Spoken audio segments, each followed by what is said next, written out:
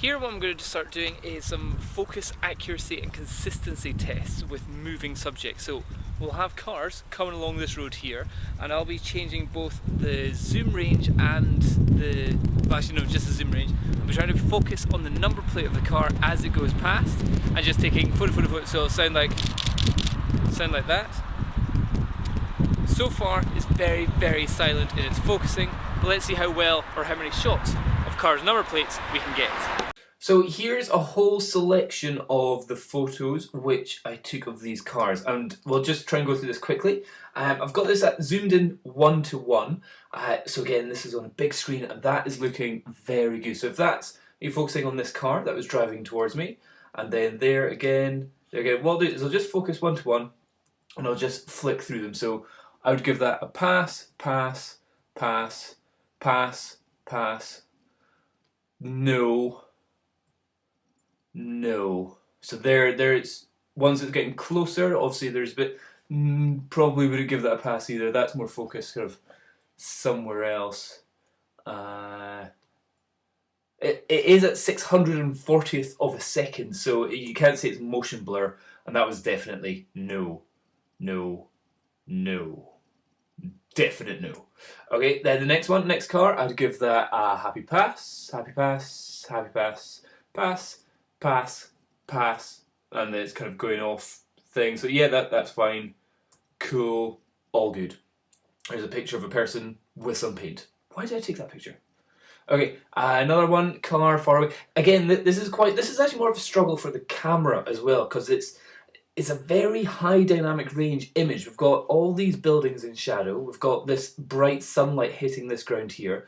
You've also got white balance difference, you know, because with this being in shadow over here, that has a very blue white balance. Meanwhile, this is very orangey white balance. So what did it actually, what did I set it to for white balance? Let's see in develop mode. So about 4,500 seems to have been the right kind of white balance for that. So let's just zoom in to this one again. I'll just go back into the library area.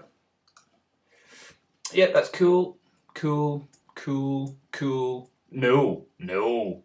Oh, wait a minute, it's focused on this. Then good again. Wow, okay, so there's definitely a quick change from focusing to there to there. So again, you're talking about the VC being very, or the HSM, hypersonic motor or whatever it is, being very quick at changing, but not necessarily the most accurate. These ones again, yeah, good, good, good, good, very good, good. And then here, I don't seem to be looking at anything. And then that's just building, random buildings, car, good, good, good, good, good, good, difficult, difficult, difficult. But yeah, I would say that's all good. More, go a little bit faster. Okay, I think we're kind of figuring out. Okay, I would say that it actually does pretty damn well. Obviously, the faster the motion, the more likely you are to get blur. But however, the speed of the focus is what seems to be the fast one. Like the best example there has to be where it's focused on the wrong thing, but then quickly focused back. So where it's gone from, so that's on the car, that's on the cone, car, cone, car. So that is very fast autofocusing. Whether it's the lens's issue that it focused the wrong one or the camera's issue, that's a different matter. But I'm pretty impressed with that. Now time to try some shots inside a darker location and really test out the VC capability. How slow we can actually get the shutter speed before the image gets blurry. I'm doing it in a pub here. We'll try and get shots of the drink labels. Now, if you want to look at these photos in more detail, head along to the blog. I'll put the link down below where I've put kind of more close-up shots, especially if you can't see this in full 1080p on your computer. You can see kind of my close-up shots here. So what we'll see is up at the top left here, I've got the details, so it's a 60th of a second at 24mm and all that guff. So here I'm shooting at 24 and then I did a zoom in to 70. And we're just going to look at the different shutter speeds, and this is all with the VR on, I think it was. So what I focused on in this shot, let's have a look, I think it was a Talisker that I was focusing on over here. So at 60th of a second at 24mm, seems absolutely fine. At f4, so it's gone down a stop, and we're at a 30th of a second. It seems a bit brighter. So remember, we were saying about the camera actually having some funny sort of exposure thing going on. I think I found it out. There's about a 0.7 of an exposure difference. So at a 20th of a second, I would say we're at 1:1 here. I can still read that happily says Talisker there, and the other ones I can't even read the names. But Highland Park, all looking good on that shot there, or on the OVD as well. That's also looking pretty sharp. An 1/8 of a second, okay. But then randomly, a 1/4 of a second, I would say this looks actually sharper, strangely. So all the way down to a 1/4 of a second at 24mm with the VR on, you can get away with. And then here at a 1/3 of a second, it's just mush. I can't read that, I can't read that, I can't read that. Yeah, mush at a 1/3 of a second, but a 1/4 of a second, was it a quarter? Yeah, a 1/4 of a second at f11. I was impressed with that, very impressed with that. Again, check the blog down below for close-up details. Here, we're going to 70mm, so we're zooming in a little bit, and this is definitely on the OVD sign. For this shot here, and at 80th of a second, everything should be fine. You know, they say have a shutter speed as fast as your focal length is long. So 70mm, have a 70th of a second or faster. So then, when I change the aperture down to f4, we're going to a 40th of a second. So 80 down to 40, that's one stop. And I'd say that's looking okay. It looks like there's a little bit of chromatic aberration going on there, maybe a little bit. But then here, 25th of a second, so this is, well, if it's 70 down to 35, that would be one stop. So this is more than a stop and a half, we could call it. And that looks good. I think that looks definitely good. And then down to a 13th of a second, definitely blurry and mush going on there. 1/6 of a second, blur, like you were getting double motion there in that shot. And the last one, a 1/4 of a second, this should just be guff. Pretty much guff. So I'd say you've definitely got a stop, more than a stop's worth of vibration reduction going on at 70mm there. However, that was just in the pub. Let's look at something else. All this outside shooting has been pretty easy for the camera. Now we're going to take it indoors, and we're going to the Scottish Museum in here, or the Museum of Scotland. National Museum of Scotland, sure.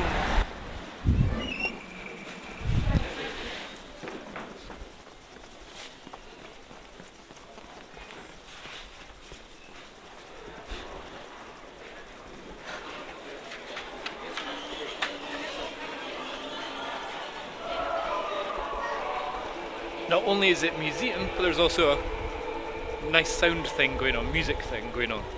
Try and get some photos of the people at it.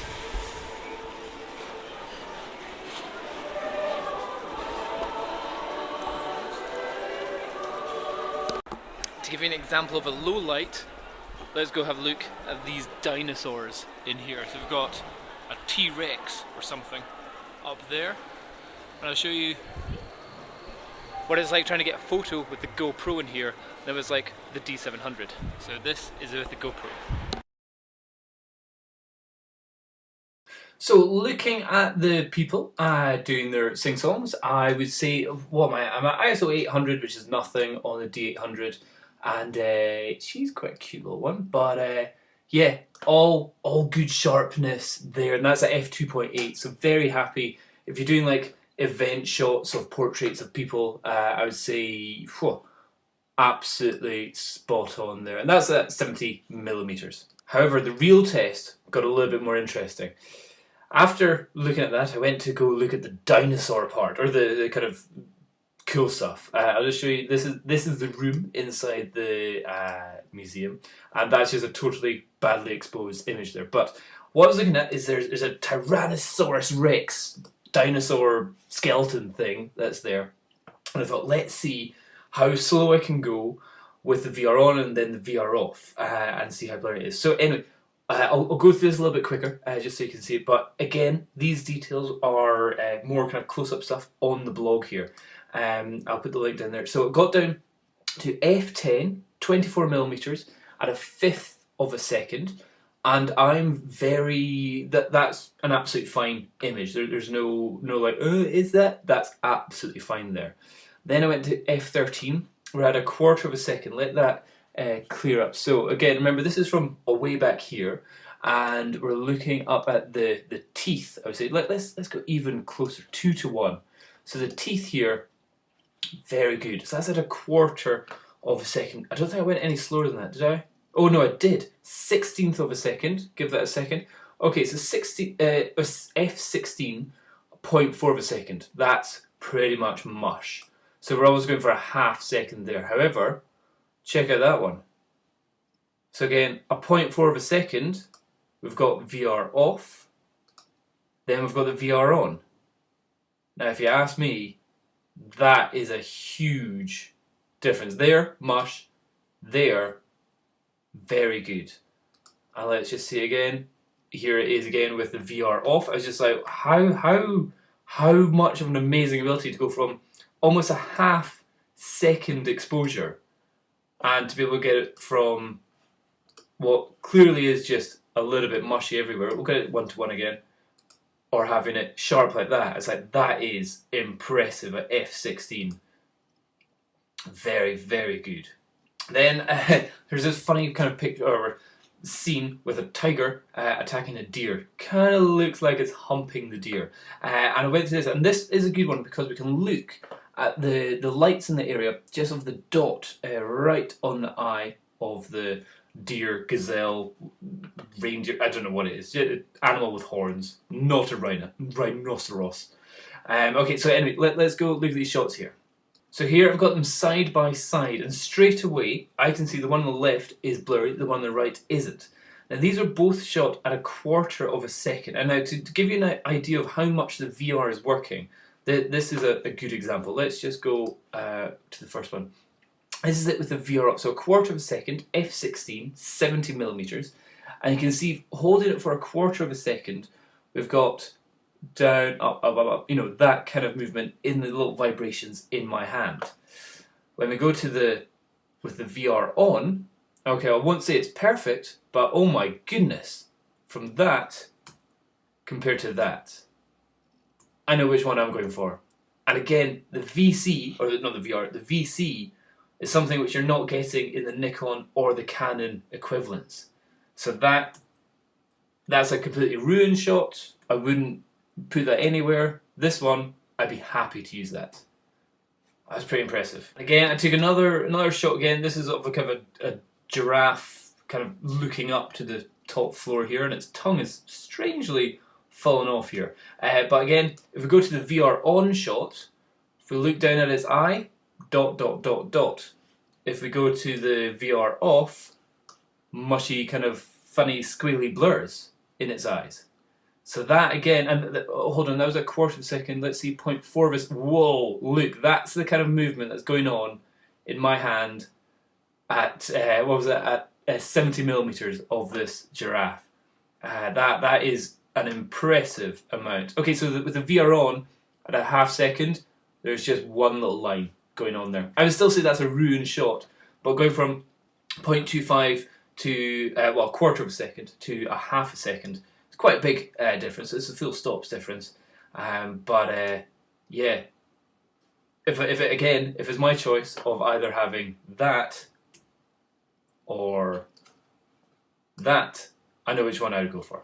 Okay, and finally, the last shot that we're going to be looking at is the distortion of this. So again, when it's at its widest of 24mm, people worry about a thing called barrel distortion, where it kind of warps in the way, or certainly where you have vertical lines, they aren't totally vertical up and down. So I was trying to find, like, this is a great place to really see this. However, I've got to control whether, you know, any tiny tilt I've got of the camera will affect the image. So if we look, for example, at this one, this was obviously tilting slightly down the way because this is far further out than it is up at the top. So that's a tilt. That's not so much an important thing here. It's more the curve of the image, because you can fix tilts. Curves, you need to do lens corrections going on here. However, I would say that it doesn't seem to be bent in any way or curved in any way. Again, this shot here, kind of a more straight down the middle shot. If If we go down to the side, like if we put that down there, again, there's a little bit of a tilt which I've put on it accidentally. But in terms of distortion, I don't think anybody's going to be looking at that going, oh my god, that's so distorted. You've ruined the image. I think this one must have been the best one. Let's have a little look at that. So what I'll do is, if I put it to the side, let me just have it right at the very edge there. You can see it's a little bit curved at the top compared to the bottom, but effectively, again, I think that's more just a tilt which I've put on there. So I really needed a super duper tripod that absolutely leveled that camera for that shot, because again, I'm doing this all handheld and just guessing pretty much all that stuff. So distortion wise, you're going to need to get a measuring ruler and look at millimeters to really see the distortion, even at 24 millimeters for barrel distortion. So again, there you go. Hope that helps. Hope you enjoyed that. If you did, share it, post it, and check out all the other stuff. Cheers. Bye bye.